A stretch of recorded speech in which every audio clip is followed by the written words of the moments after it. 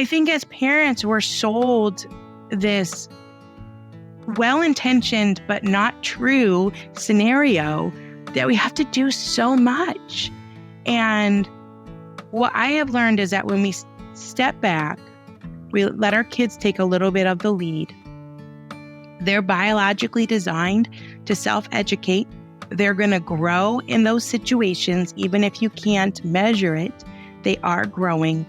And you can have this really full and vibrant today, even with little kids, that leads to a prepared tomorrow.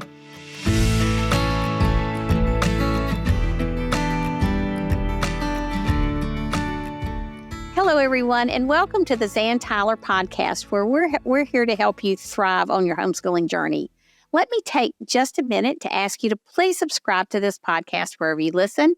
And if this podcast has been encouraging to you, please leave us a review. It really helps us. I also want to remind you that we are on YouTube now, and you can follow us on Facebook and Instagram. I'm so excited to have my dear friend Ginny Yurich on the podcast today. She is the founder of 1,000 Hours Outside, a worldwide movement that helps us bridge the gap between virtual life and real life and helps our children reclaim their childhood. Ginny and her children, Josh, reside in Southeast Michigan, where they homeschool their 5 children. This episode with Ginny is life-changing.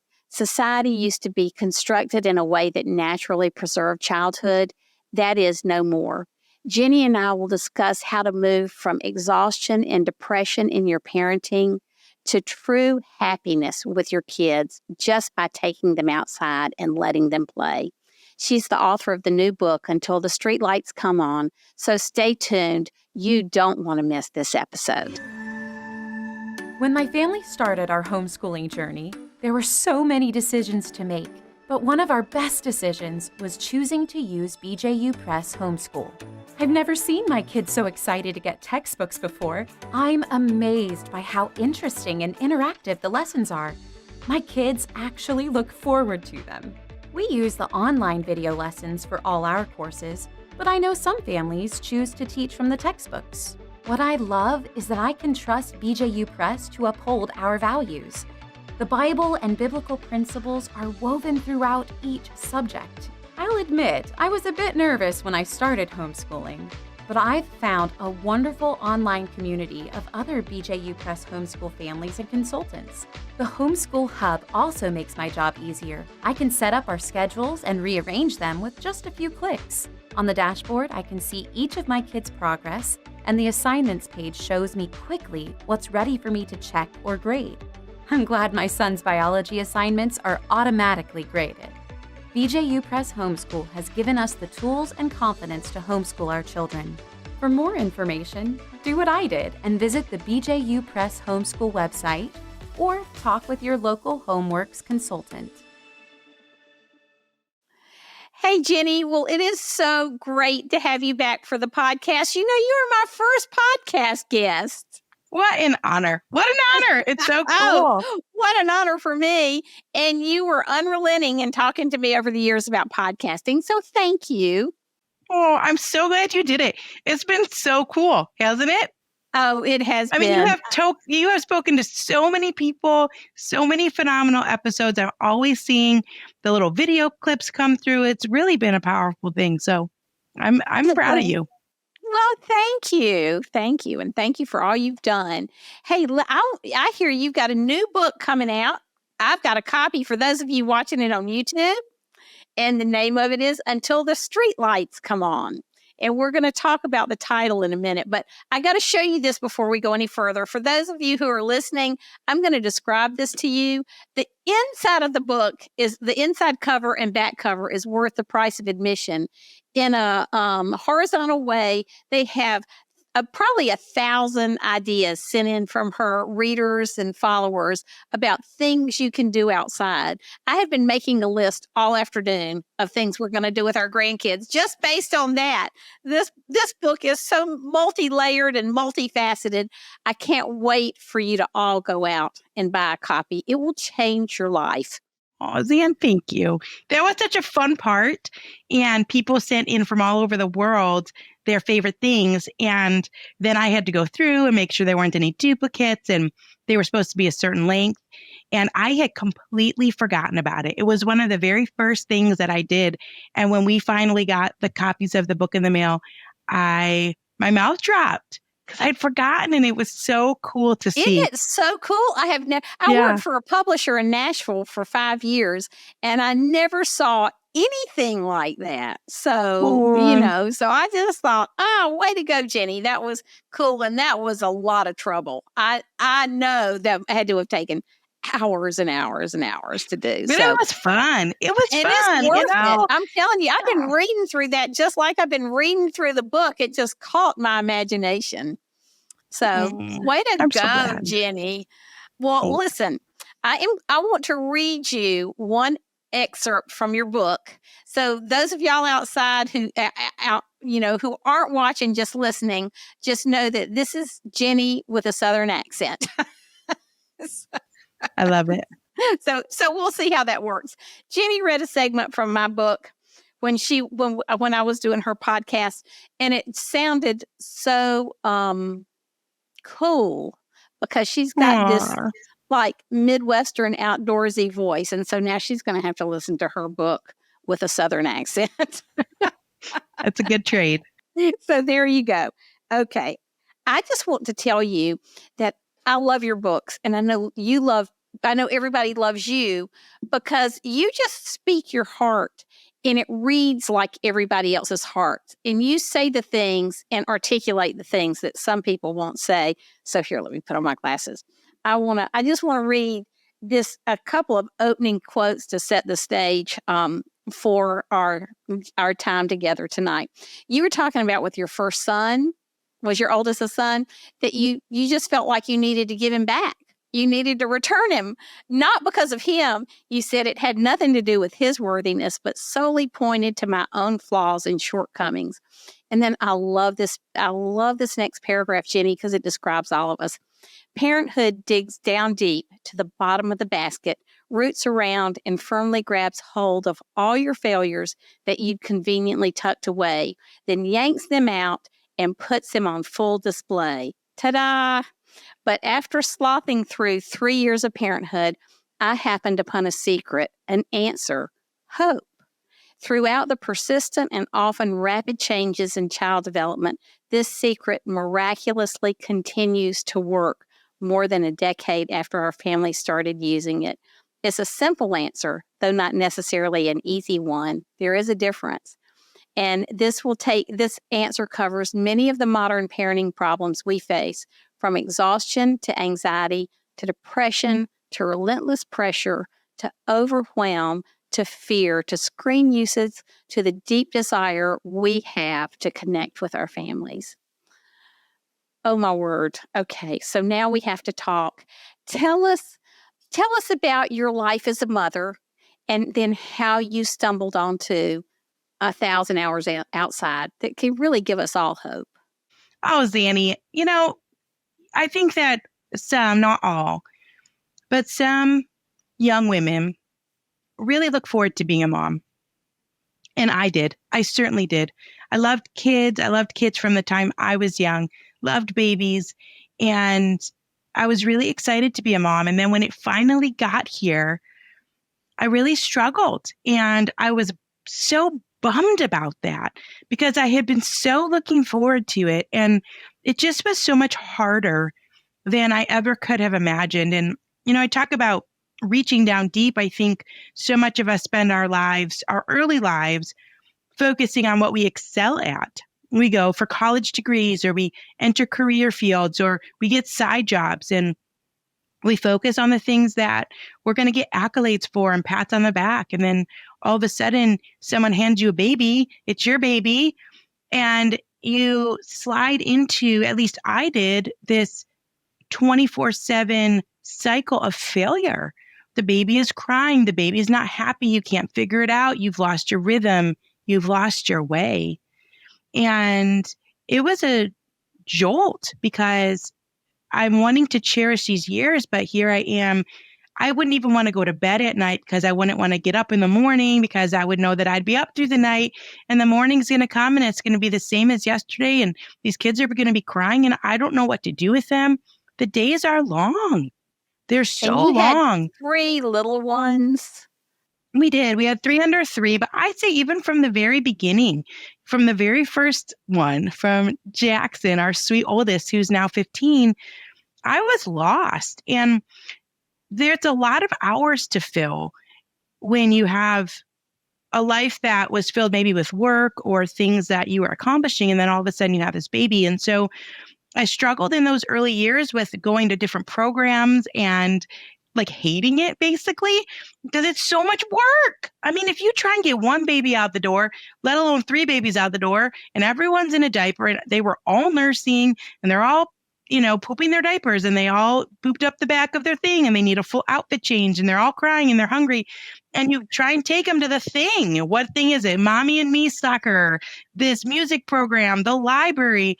And it's just like a gymnastics workout, trying to get everybody buckled in and everything's heavy and no one really wants to go. In a snowsuit. That adds a whole new level of... Yeah, it's just so much. And I think it's like this Herculean effort that you're putting out there. And you do all of it and you get back home and it's only 11 in the morning. What am I going to do here? I mean, I still have a full 8 hours ahead of me till my husband comes home, So it's just these early years. And I think I was distraught, partially because of the situation, but partially because there was this angst that knowing that this is going to fly by, right? Everyone tells you that this is going to be quick. It's going to be over before you know it. You can't really grasp that, but you know that it's true. No, you can't. That's right. That's right. Mm-hmm. But it's true because there's not one person who's ever said anything different. And it's true and you want to enjoy it. And I just could not find my way.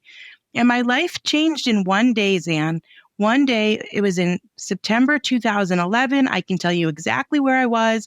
I was in Farmington, Michigan at this park called Heritage Park. And we went to this grassy field with a friend who also had 3, 4 and under, real little ones. And we planned a 4-hour day outside based off of Charlotte Mason. And I thought it was going to be the world's most awful day. I was planning on it. I was planning on this not working because kids tend to not hold their attention for that long. You try so hard. I think everything that we're sold is sold based off of you're going to get a little break. Buy this toy, buy this workbook, watch this television show. You're going to get a little bit of a break. You're needing one so badly. And I thought, oh, there's no way. What are these kids going to do for 4 hours? And they just played. They played in nature. They played in God's creation.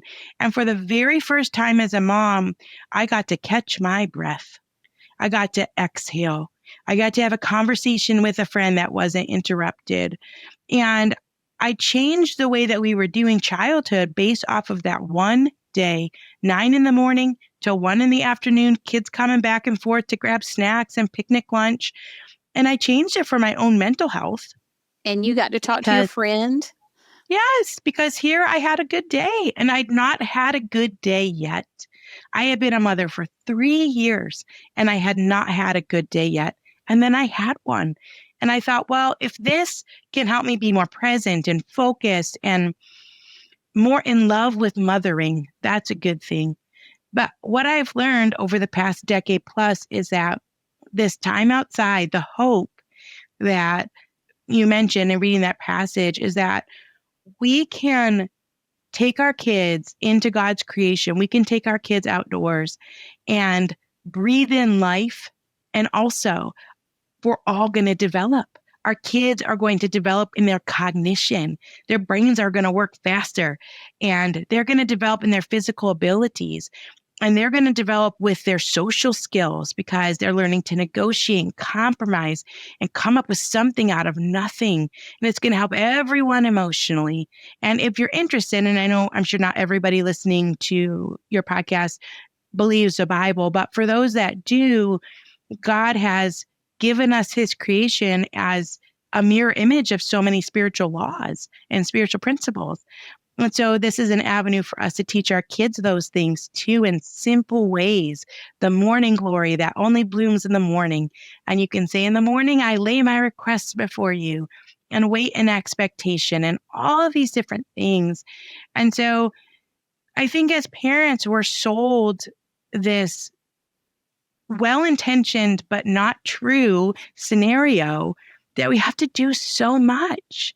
And what I have learned is that when we step back, we let our kids take a little bit of the lead.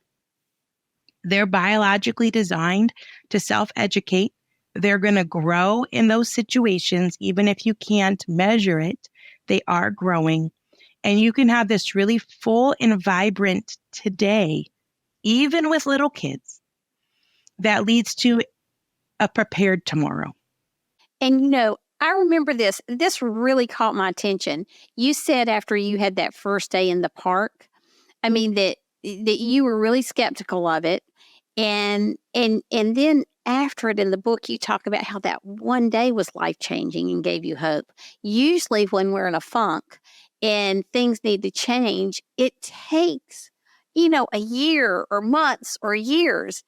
And you said, I think this holds out so much hope for parents. You said it changed your life in 4 hours, and basically you never looked back. Yeah. Yeah, change is hard. But this change was not very hard. It was just a shift. And it's a shift that at that point was mainly for my own mental health, mainly for my own experience as a mom. But so quickly, our kids were thriving, Zan. They're so much happier and ruddier and eating better and sleeping better. We haven't gone to the doctor since 2011. No doctor. That and we have is 5 amazing. kids. So the change has happened very rapidly. And what I have found now is that it still works. And I think that's a message of hope too, because so many pieces of parenting are dependent on that age and stage of your child. You nail it, right? You finally figure out potty training, and then no one's potty training anymore. You finally figure out this is a great way to teach reading, and now everyone knows how to read, you're out of that. Yes. Yeah, That's but right. nature works. It works for the newborn. It works for the grandparent, the great-grandparent, the teenager, and it brings us all together in a place that meets each of us where we're at in our development and that stage of life. It was interesting today, since my father-in-law is in the hospital. I was telling you that, and I thought, my word, I have not been outside all day because I've been trying to catch up and reading all day and just doing some things I love to do but needed to do. And then I thought, I was reading your book. I thought, I got to go outside and read this book. I'm not going to stay inside and read this book. And it's interesting how just going outside makes such a difference. I mean, even in my well-being as an adult, it just, you remember you spoke at our Homeworks and BJU Press Homeschool Facebook party, online party. And it was funny because 2 of the women told me, okay, I'm going to start getting outside every day. I am not, and these were both women whose children were grown. Said, I've got to start walking in the morning and getting outside. And you talked about sunshine in the morning. And so it is a powerful message, Ginny, for us today. So one thing I want to talk to you about, and I know that you and I talked about this when Joe and I were speaking at a conference in Idaho. It was probably 10 years ago or close to your 2011 moment, and there was a national park ranger who came and spoke to the group at Idaho. And I thought, I want to hear him. I don't know why. And he said the average time kids spend outdoors today is 6 to 8 minutes. And I thought, wait a minute, I think I misheard that. I don't think that's, maybe he said 60 to 80 minutes or something. And so I went up and talked to him, and he said, yes, it's called nature deficit disorder. And so I was really primed to hear your message, because the first time you hear that and you talk about it in the book, I think now it's 4 to 6 minutes. So it's decreased by half.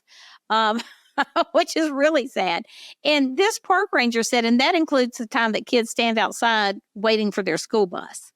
And so talk to us a little bit about how you came up with 1,000 hours outside and how we help replace kids' screen time with outdoors time. This came from three things. It came from Charlotte Mason. So Charlotte Mason says that kids should be outside for 4 to 6 hours a day whenever the weather is tolerable, which is shocking. That is shocking, It is shocking. Zan. That is a shocking amount of time, yes. Right. Yeah, I had a friend who told me about it, and I thought, no way. No one does that. That's ridiculous and outlandish.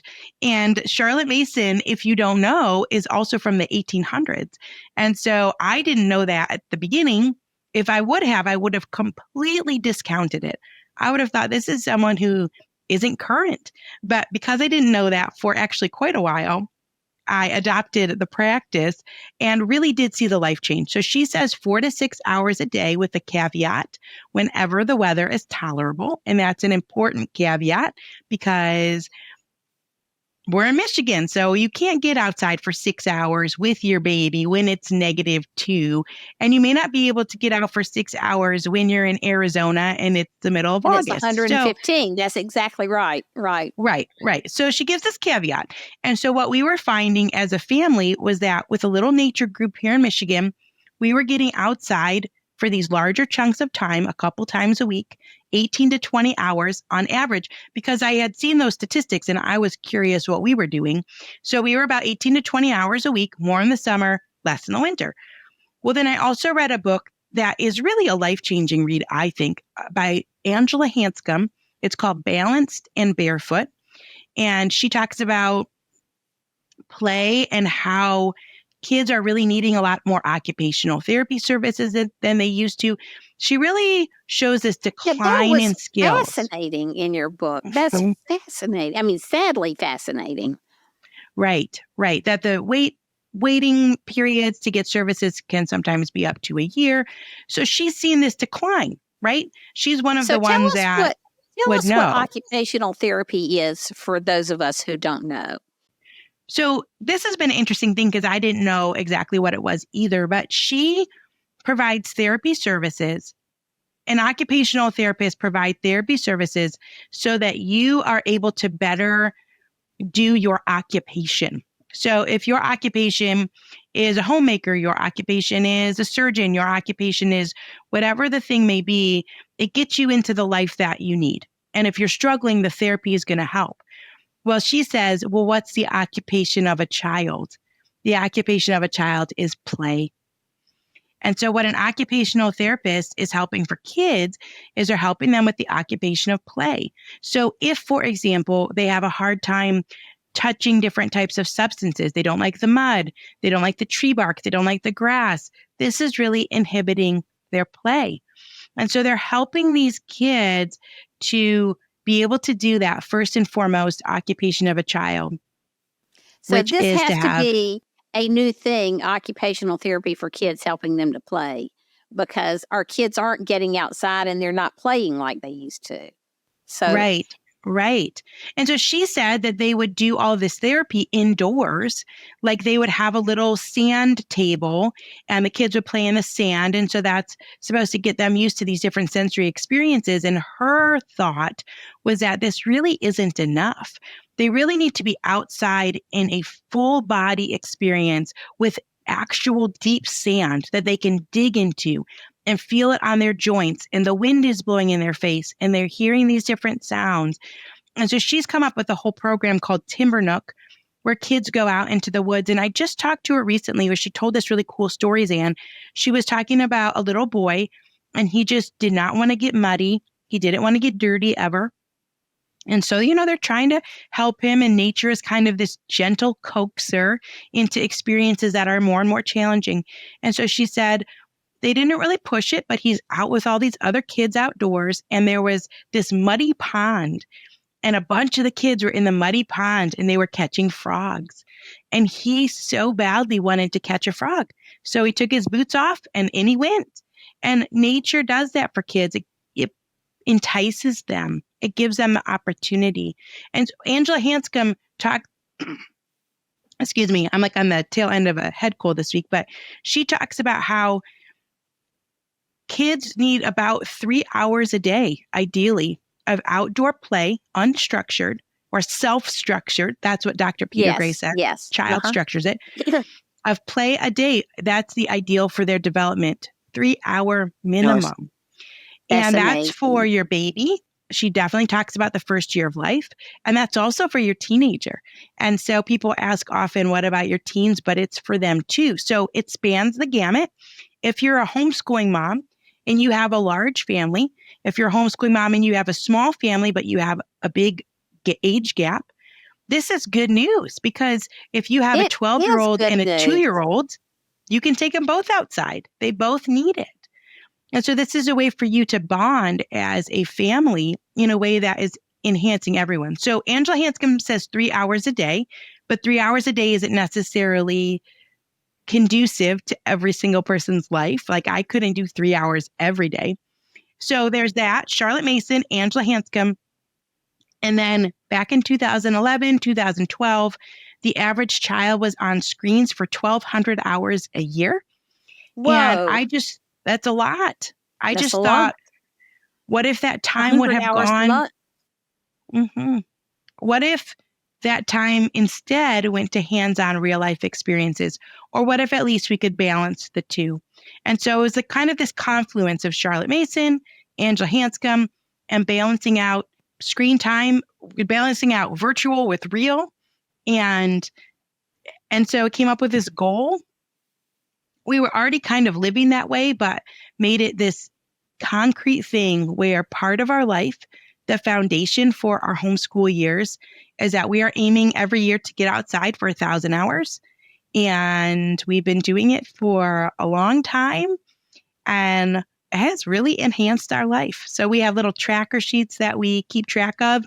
We actually keep track of it loosely, not down to the minute, but it has answered so many problems. We don't have quite as many problems with screens because we don't have as much time for it.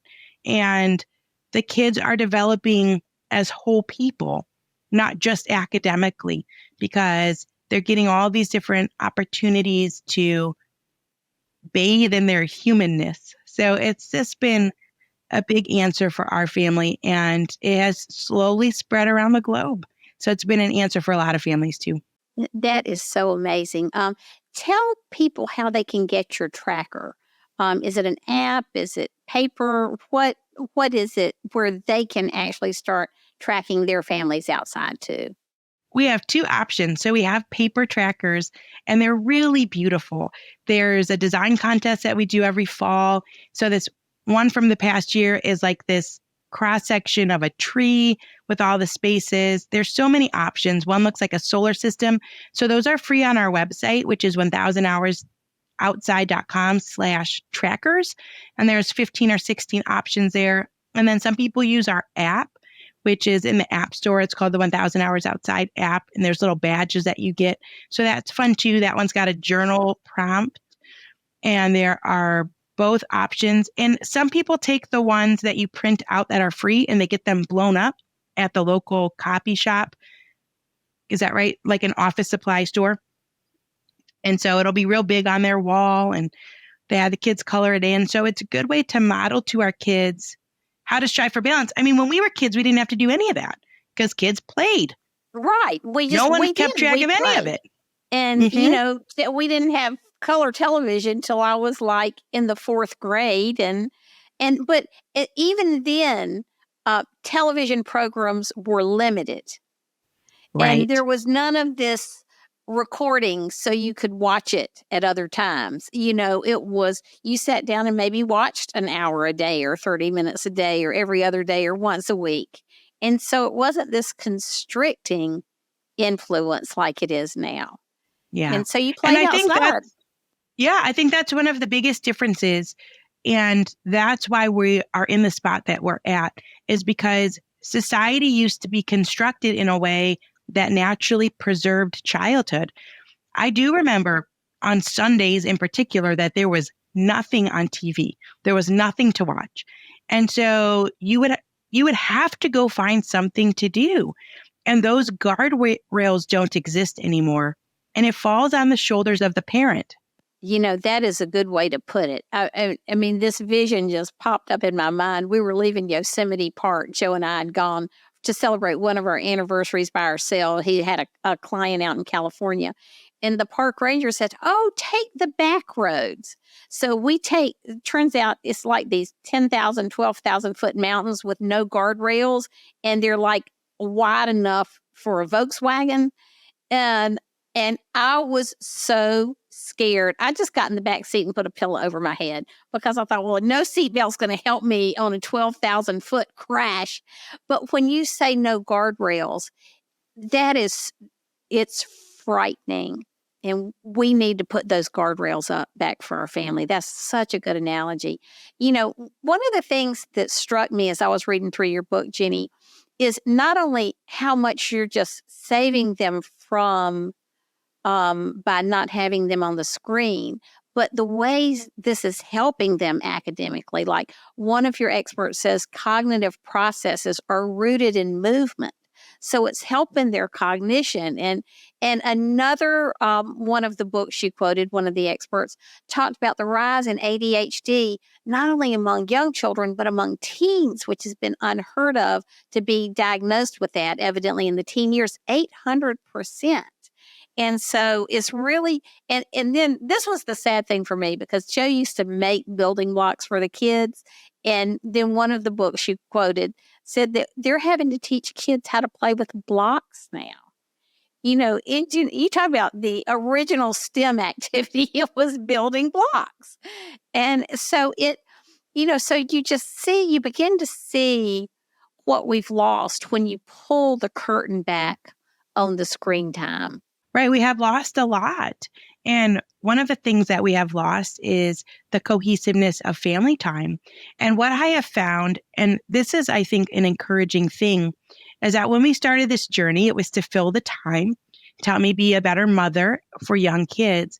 But now we have teenagers. So people ask often, what does this look like with teens? And what it looks like with teens is a new guardrail.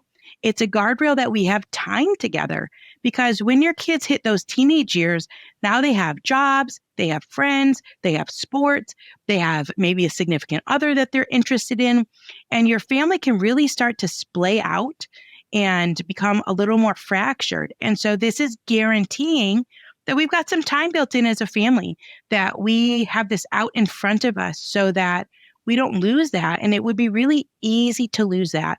Things get busy in a very different way, less physical, but more activity driven. And so often these are activities that they really love and that they're thriving in. And so it forces us to carve out time to still be together with our teens.